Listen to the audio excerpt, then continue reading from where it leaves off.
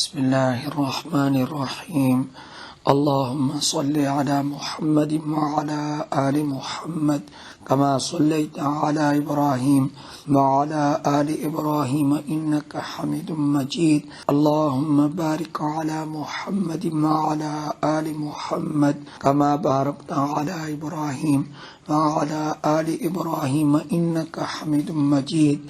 عن أبي هريرة رضي الله تعالى عنه قال: سمعت رسول الله صلى الله عليه وسلم يقول: إن أول ما يحاسب به العبد يوم القيامة من عمله صلاته، فإن صلحت فقد أفلح وأنجح، وإن فسدت فقد خاب وخسر.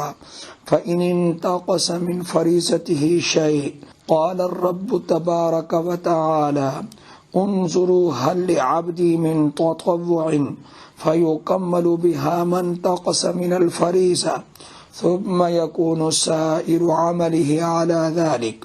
وفي رواية: ثم الزكاة مثل ذلك، ثم تؤخذ الأعمال على حسب ذلك. رواه ابو داود ورواه احمد الرجل. سیدنا ابو ہریرہ رضی اللہ تعالی عنہ سے روایت ہے، وہ فرماتے ہیں کہ میں نے رسول اللہ صلی اللہ علیہ وآلہ وسلم سے سنا، آپ فرما رہے تھے: ان اول ما یحاسب به العبد، بے شک پہلا وہ عمل جس کا بندے سے حساب لیا جائے گا قیامت کے دن، من عمل ہی اس کے اعمال میں سے، صلاتہ اس کی نماز ہے۔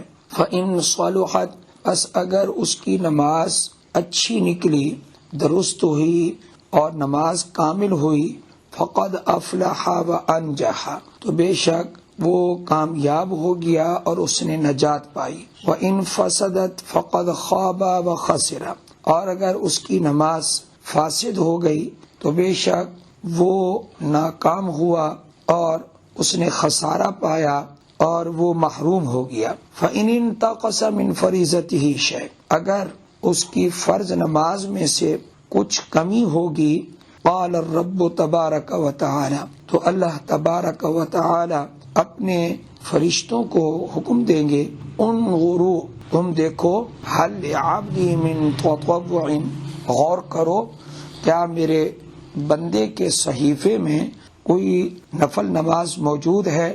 فَيُكَمَّلُ بِهَا مَنْ انْتَقَصَ مِنَ الْفَرِيضَةِ، تو اس نفل نماز کے ذریعے اس کمی کو پورا کیا جائے گا جو فرض نماز سے ہو گئی ہے۔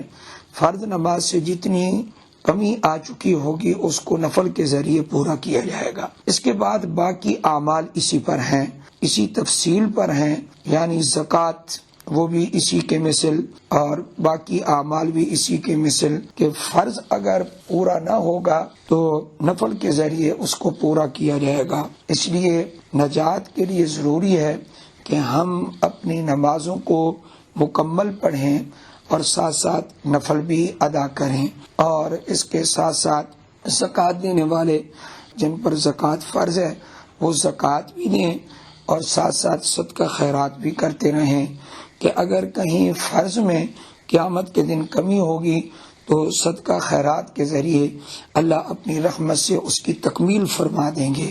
اس حدیث میں بھی فلاح کا ذکر ہے اور نجات کا ذکر ہے۔ اللہ تعالی ہم سب کو فکر آخرت اور اعمال صالحہ کی طرف متوجہ ہونے کی توفیق عطا فرمائے۔ وآخر دعوانا ان الحمد للہ رب العالمین۔